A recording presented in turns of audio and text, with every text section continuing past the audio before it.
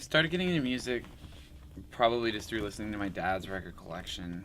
Um, One of my first memories is hearing Born to Run on vinyl when I was like 5 or 6, and uh, it's like the gatefold and has all the lyrics in it. And I remember kind of just copying out the words, and I was really into drawing and illustrating when I was young, and drawing pictures that I felt like kind of went along with the kind of like feeling and emotion on the record. Like I was so young, I didn't really understand what it was about, but I think there was this idea or this feeling that's so prevalent on that record that I just could tell that it was like a big deal, even though I didn't really get it, being so young. So that was probably the first thing that really sticks out in my mind. But I didn't really start getting into music full on until probably late in my teens. I spent most of high school just playing sports and kind of just being busy with school, and I didn't have an older brother or sister or anyone that was going out to shows and bringing home records or singles or things. So I had to kind of like discover it all on my own.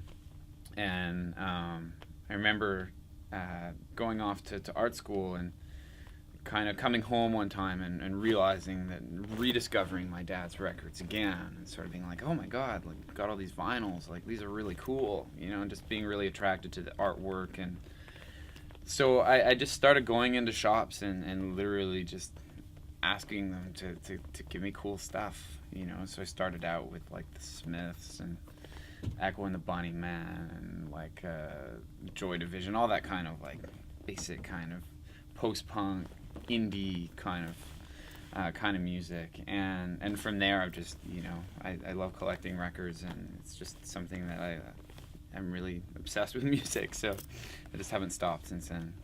Yeah, totally. No, I know, and I mean, but still not fully grasping it. And I think that's one of the cool things about music, is that if it's done in a way that's honest and true and just, kind of direct, as I feel like so much of Springsteen's stuff is, it doesn't necessarily matter that you've been to Jersey, or that, you're not even old enough to go to a bar, or like, drive, you're 6, but that there's still an emotional weight and a feeling to that music that can have an effect, like regardless of your age, regardless of your background or anything. And I think that's like one of the most powerful and exciting things about making music or listening to music, is that, it can affect people.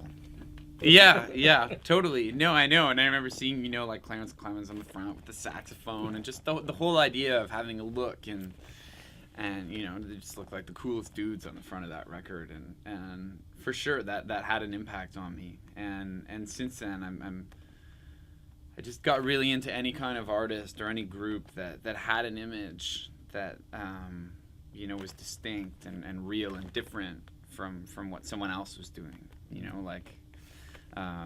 That to me, when I got a bit older, turned into like Devo and Kraftwerk and all these bands that had a really tight sort of aesthetic, and really incorporated that into their overall sound and their image, and became kind of one thing was not really different than the other. The look matched the songs and vice versa. So that was what I wanted to get into when I started conceptualizing Diamond Rings, I guess, was finding a way to do that, but in a way that was unique to me. I was like, into high school, I was like a lifeguard and a swimming instructor, and just like did all that kind of stuff. And it was fun. I loved doing it, but it's just too bad. I think like in school at that age, people are so insecure and so afraid of themselves in the world, that I think it just got really hard for me to do that and also maintain an interest in music and art. It was like if you liked drawing and you were on the basketball team, then everyone would make fun of you, But if you played basketball and like wanted to hang out with like the gothy art kids, like they wouldn't have any of that either, So I felt really kind of torn between these two sort of separate groups. Kind of like I didn't really belong with anyone, I guess. So it wasn't really until I got a bit older and went away, and just was kind of able to just find some other like-minded people who were kind of willing to get over stuff like that and just be into hanging out with me just for like who I am, I guess. So, but I still try to bring a lot of that into what I do. You know, I love like sports, like with the colors and the uniforms and everything's bright and just exciting and flashy like that. I like that, and that's kind of what I try to bring a bit of that into the look with diamond rings for sure.